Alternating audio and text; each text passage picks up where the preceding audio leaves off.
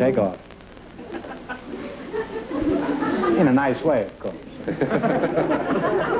Gentlemen, you have the go-ahead. All right, Groucho. Mrs. Marion Myron and Mr. Edward Rademacher are all set to play You Bet Your Life. So, folks, yes, would you come in, please? What position are they in? What do you mean they're all set to play You Bet Your Life? Are they crouched down like 100? They're all set to play You Bet Your Life.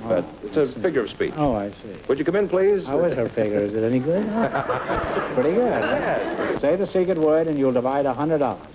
It's a common word, something you see every day. Now then, let's see. Marion Myron, huh? You're the girl, huh?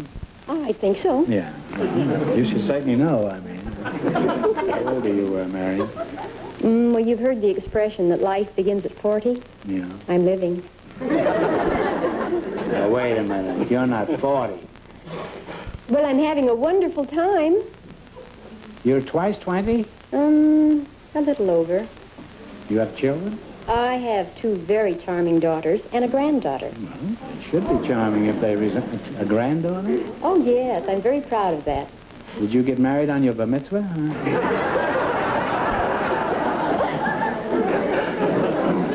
Marion, if more grandmothers looked like you, I'm sure an awful lot of grandfathers would stop looking at television. Mr. Rademacher, huh? Rademacher. Where are you from, Eddie? I was born and raised in Crete, Nebraska, a small... Where? Crete. How do you spell it? C-R-E-T-E, same as the island of Crete. Oh. Well, in other words, you're a Cretan, huh? Right. For the moment. Well, you know what a Cretan is, huh? And one from the island of Crete. I happen to come... well, it's not entirely. A Cretan is also a low-grade moron. Huh? No, that's true. I don't mean that you are. I mean, but there is such a word as a Cretan, you know. Ed, what do you do for a living? Anything crooked that I could buy into? Well, I'm a manager of the local branch of the Imperial Hardware Company in Calipatria, California. Well, it's nice to know that. If I'm ever driving through Calipatria and I run out of screwdrivers, I'll certainly look you up. Well, you do that, Groucho. As a matter of record, there are more screwdrivers in California than any state in the Union. No other state can make that statement. Now, where is Calipatria? Is that in California? You mean you haven't heard of Calipatria? I've hardly heard of California. Well, Calipatria is the most famous city in the Imperial Valley in California. Is that so? What is there about Calipatria that you're so proud of? Well, we're located 184 feet below sea level. We're known as the most low-down city in the Western Hemisphere. In other words, when a person hits Calipatria, he's sunk about as low as he can get, is that? When people ask me that question, I jokingly refer to myself as the low-down mayor of the lowest-down city in the Western Hemisphere. That's your little joke, eh? That's my little joke. Well, you keep it telling, I'm telling it, and you'll be 190 feet below sea level. That's 6 feet below Calipatria. What have you been doing since you're mayor? Anything that you could discuss publicly, like hanging the city treasurer? Well, last fall, I wired Governor Knight of California protesting the levy... What do you mean, you wired? You wired him for sound? No, I sent him a telegram. Oh. Protesting the levying of taxes in our maritime city. I felt that being we were 184 feet below sea level, that we should be subject to maritime law. Or, in any event, that I requested that he build a flagpole in our city that would be 184 feet high.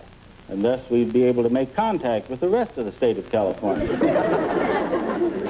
Well, what did the good governor answer you? Yes, he was very gracious. He said that he would be against the construction of a flagpole because it might be an impediment to navigation of California ships. And that they might... Well, if you see Governor Knight again, you tell him it's jokes like that that'll get him back on the city council.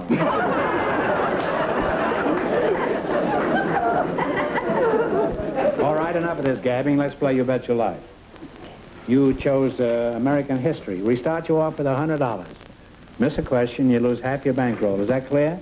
All right, Soleil, you selected American history. Remember, the more the question is worth, the harder it is. Are you ready? Yes. And what do you want to start with? 70? Okay. In what town in New England did witchcraft become a major issue at the close of the 17th century? Talk it over. Salem, Massachusetts. Salem, Mass is right. Off to a good start. You have $170. Now, what are you going to try? 80? Try 50? 80. 80?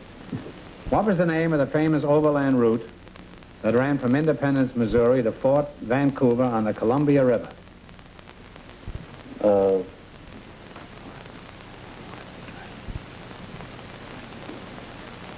Oregon Trail. You've been following Alan Ladd around, haven't you? That's right, Oregon Trail. And you now have $250. A fellow who lives in a sewer, he certainly knows a lot. Now, what are you going to go for? Oh, let him go. 90, yeah? What ex-president later became Chief Justice of the United States? Taft.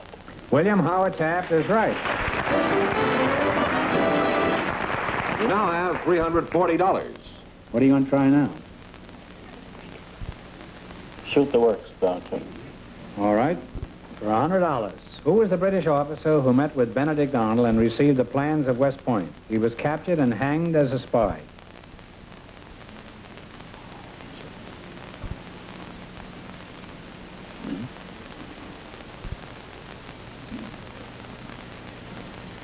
Andre.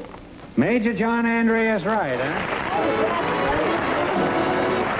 All the way, you wind up with $440. You know, when I said before that you were a cretin, I want to take it all back. American. We're all Americans. You're one of the smartest mayors we've ever had up here. And thanks, Granny. What are you doing later, Granny? Huh? Well, Groucho, Miss B.B. Blake is waiting to talk to you, and her partner is a special guest, Mr. Jim Moran. So, folks, as you come in, please, and meet Groucho Marx. Welcome, welcome to You Bet Your Life. Say the secret word and divide $100. It's a common word, something you see every day. B.B. Blake and Jim Moran, eh? Mr. Moran, where are you from? I'm from Woodstock, Virginia, Groucho, right in the heart of the Shenandoah Valley. Is that so? Currently live in New York City. Oh. Mr. Moran, I think I recognize your name. Aren't you the fellow who sold an icebox to an Eskimo some time ago? Yes, I did, Groucho. Well, didn't you take quite a chance lugging this thing all the way up there on the hopes that you might be able to stick some Eskimo with this box? Well, no, Groucho, you see, I'm in the publicity business, and frequently, if you look behind any stunt that gets a lot of publicity, you will find that there's a client lurking somewhere. Oh. In the icebox? Not in the icebox, no. Now, as a publicity man, do you think you could do anything for me? For example, could you make people think that I'm Gregory Peck? Well, Groucho, the way I feel about the publicity business is I could publicize a manhole cover. Mm-hmm. And, well, there's no connection there, really. Right? No offense intended. No, but that's the one thing nobody has ever called me is a manhole cover, huh? Now, B.B. Blake, huh? That's you, huh? Where are you from, B.B.? I'm a native of Los Angeles. Oh, really, huh? Are you married, B.B.? No. You're not married, huh? Well, a young, attractive girl, not married? Do you have a job? Yes, I'm a professional songwriter. Do you belong to ASCAP? Yes, and the SPA, too. The SPA? That's Chase Dogs and Cats? Huh? What is the SPA? No, it's the Songwriters Protective Association. Well, judging from some of the songs I've heard lately, a songwriter can use all the protection he can get. What are some of the songs you've had published, B.B.? If you're a professional, you must have had some songs published. Huh? Yeah, I have a Vic Damone record, Your Heart and Mine, and Baby, You Got a Lot to Learn with the Jones Boys. And if you Baby, You Have a Lot to Learn with the Jones Boys?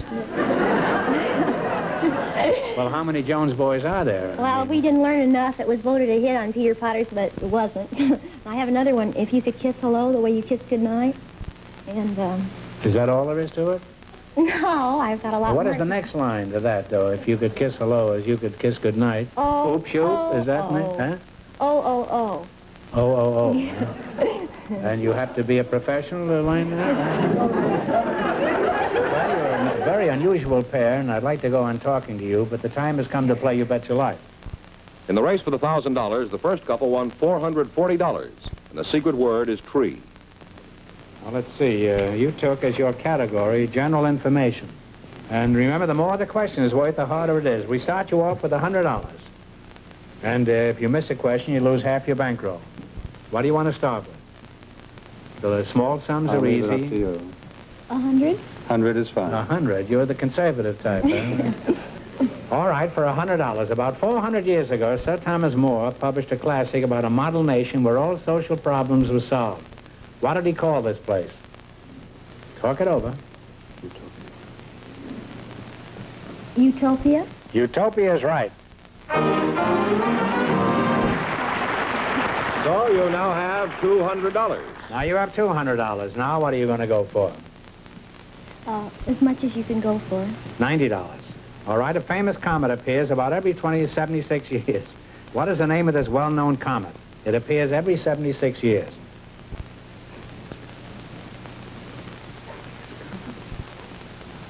Halley's Comet? Halley's Comet is, well, that's pretty close. It's Halley's Comet. And you now have $290. I presume now you're going for $80. Is that right? Fine. For $80, what was the name of the Greek god of the lower world? Greek god of the lower world. Know a lot of Greeks, you know. Well,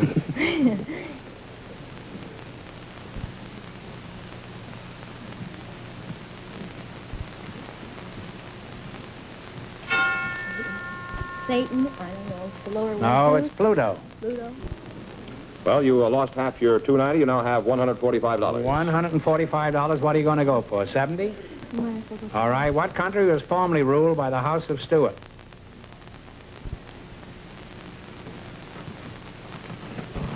London, England? Well, it's England. England? It's not necessarily London, but it's England. Huh? So you wind up with $215.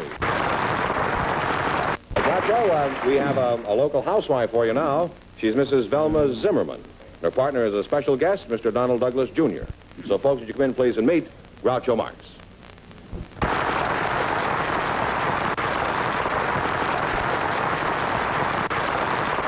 Say the secret word and divide $100. It's a common word, something you see every day.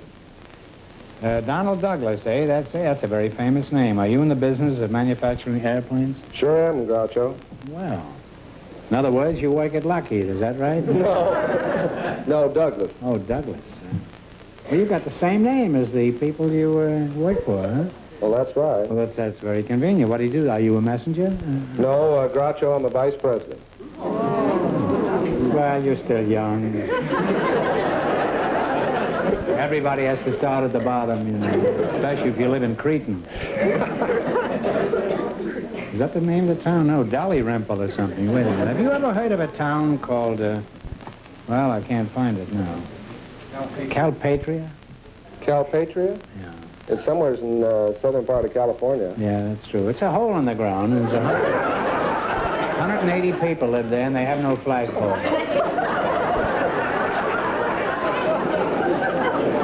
And Governor Knight goes there every few weeks and cracks a few bad jokes and then leaves. Now, then, you say that you're Donald Douglas of the Douglas Aircraft. Well, how is it you're not the president of the company? Well, that's my father, Groucho. He's Well, the... kick him out, huh? I don't think I'm about to do that. He's president and chairman of the board. Well, Don, you're a fine-looking young vice president. Thank you, Groucho. And I have a number of questions to ask you later. Okay. We won't be so friendly after that, but right now, I'd like to have a talk with your partner. Do you know where Calpatria is? No, I don't. You're very fortunate. Huh? You're Mrs. Velma Zimmerman? That's right. What sort of work does your husband do? Is he a vice president any place? No, he's a sawyer at a door and frame company, and he's He's a sawyer? cut-off man. Why didn't you get a regular-sized fellow? What do you mean he's a cut-off man? Did he stand too close to his saw? How tall? Is he a tiny man? No, he's average. He's average? Yeah. Well, how tall would he have been if he wasn't cut off? I mean? Tall as Mr. Douglas here? No, he comes from a short family. Oh. What do you mean, short family? They had no money at all? That's right. Mr. Douglas, let's find out some things about you. Don't ask me why, but it's just sort of traditional with our show. Are you married or are you flying solo? No, I'm married, Groucho. You're married, huh? Grounded already, huh? Yep. How old are you, Don? I'm 38. 38. How'd you get to be vice president? Did it help any that by coincidence your name happened to be Douglas? Well, no, it really didn't, Groucho. I've worked there for some 17 years now. I started out as a $24 a week draftsman in the engineering department. Wait a minute. Is there anybody that gets that little? Not anymore, Groucho. They get that in a day, don't they? Yes, that's for sure. Oh. We don't pay anybody that much anymore. No. Is that why you quit? Well, I know What did they do? They raise you to 25? Huh? Well, it took a long time in those days. This was back in the 39, 40. Now, how many planes would you say your outfit has manufactured in the last 25 years? Well, Groucho, it isn't 25, but 35 years. And there's no real way of my telling you here because of security, but it is a fact. Nobody listens to this show. You could go right ahead. Say anything you want. Okay. Well, Well, on anyway, deaf ears. I know, but Alcatraz is a rough place. No, a fellow swam it the other day with his hands tied together. I saw that. You could do it if you had a little courage. Well, I might, Groucho, but no kidding. One of the best examples of how many Douglas planes there are is a Douglas plane takes off and lands every 6 seconds, day and night. Same plane? No, different one. Didn't you make that wonderful plane that was flown during the war so much? What was it, that kind of, the two-motor plane? C-47, the old workhorse. No, not the 47. There was another one. We made a two-engine bomber, the Havoc. No, I wasn't in any of the bombers. No, I guess it was a C-47. That's the one they say that saved... Yeah. That's the one where you got the waffle treatment, the corrugated bottom? Yeah. Well, no, that was the hostess, but that...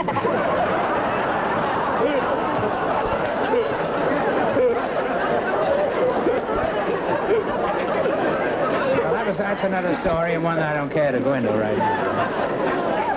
Well, could you tell us briefly what's in store for us in the future of aviation? Well, jet transports are around the corner for you and I to ride on. And by 1959, we hope at Douglas to have our DC-8 in the airlines of the world. You'll be able to take off Paris in breakfast time, have lunch in New York, and dinner in Los Angeles. It's not bad. You think that's fast, huh? It's not bad. You haven't been on the freeway lately, have you? on our freeway, you have breakfast in Pasadena, lunch in Long Beach, and funeral services at Forest Lawn.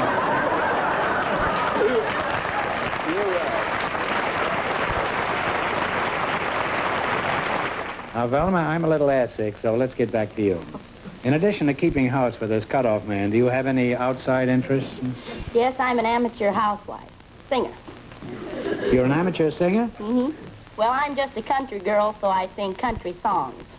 What kind, like ballads, you mean? No, What could you do for us now? well, I could do Mama Don't Allow No Music in here.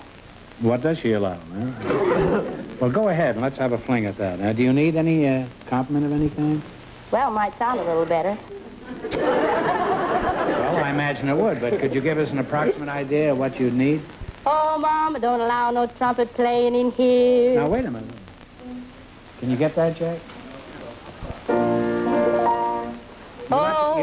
You'll have to sing in his key. He only knows one key. Well, we ought to get along. I only know one key, too.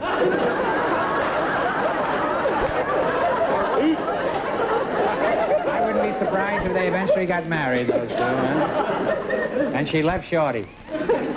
All right, tear loose. Oh, Mama, don't allow no trumpet playing in here. Oh, Mama, don't allow no trumpet playing in here.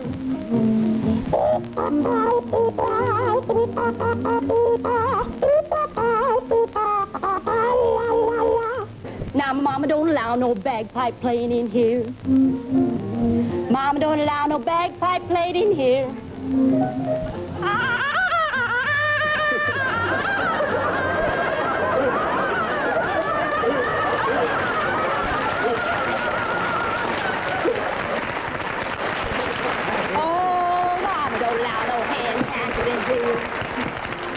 Now, Mama, don't allow no hen cackling in here.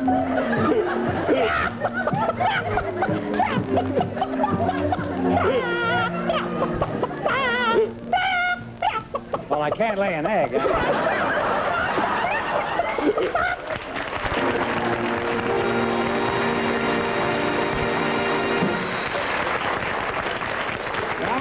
Remember, that was great. You not only laid them in the aisles, but you also laid one on the stage. Well, it's been a very interesting experience talking to you two, but now it's time to play You Bet Your Life. In the race for the $1,000, the first couple still leads with $440. All right, here we go. Now, let's see. General information, huh? Now, what do you want to start with? $70, all right. With what national pastime do you associate the name Eli Culbertson? A bridge. Bridge is correct. $170. $170, what are you going to go for? 80, 50, 90? $80, Gus. What is the official date marking the beginning of summer?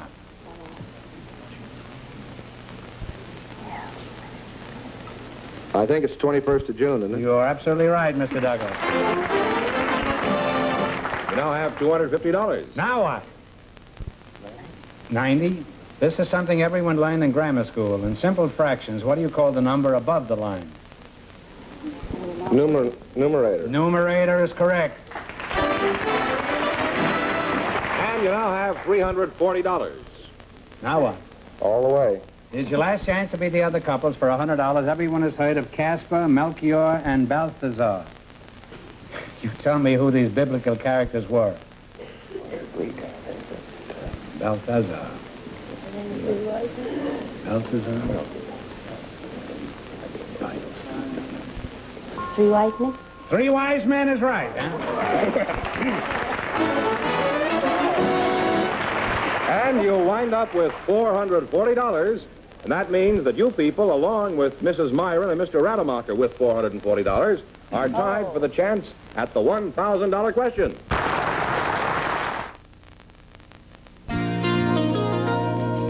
Eye on the Piedmont. It's news, weather, and sports. It's news that doesn't get home before you do. Eye on the Piedmont. It's in-depth coverage of health, consumer, and money matters. News that affects your family, your community, the Piedmont. Eye on the Piedmont. It's news that doesn't get home before you do. With Lee Kynard and Sandra Hughes, weeknights at 7. Eye on the Piedmont. News that doesn't get home before... Now, Groucho, here are the two winning couples tied for the chance at the $1,000 question. We've given them little slips of paper. They'll both write down an answer on the paper, and if all of them get it right, they'll split the money among them. All set? All right. All right, here we go for $1,000. I'll give you 15 seconds to decide on a single answer between you. Think carefully. Please, no help in the audience. Are you ready?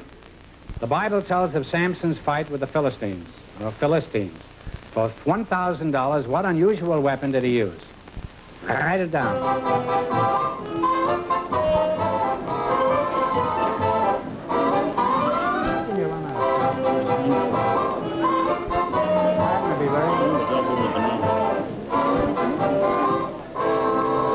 All right, what is the answer you four have decided upon? Correct? Jawbone the ass. Jawbone the ass, so they split the money.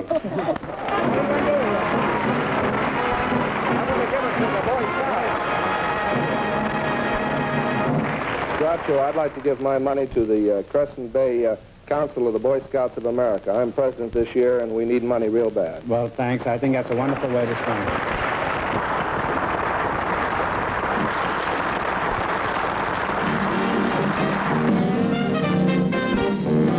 Take off. In a nice way, of course. Gentlemen, you have the go-ahead. All right, Groucho. Mrs. Marion Myron and Mr. Edward Rademacher are all set to play You Bet Your Life. So, folks, yes. Would you come in, please? What position are they in? What do you mean they're all set to play You Bet Your Life? Are they crouched down like 100? They're all set to play You Bet Your Life. But it's a figure of speech. Oh, I see. Would you come in, please? How is her figure? Is it any good? Pretty good. Say the secret word and you'll divide $100. It's a common word, something you see every day. Now then, let's see. Marion Myron, huh? You're the girl, huh? Oh, I think so. Yeah. You should certainly know, I mean. How old are you, Marion? Well, you've heard the expression that life begins at 40. Yeah. I'm living. Now, wait a minute. You're not 40. Well, I'm having a wonderful time. You're twice 20? A little over. You have children? I have 2 very charming daughters and a granddaughter. Well, it should be charming if they resemble a granddaughter. Oh, yes, I'm very proud of that. Did you get married on your bar mitzvah?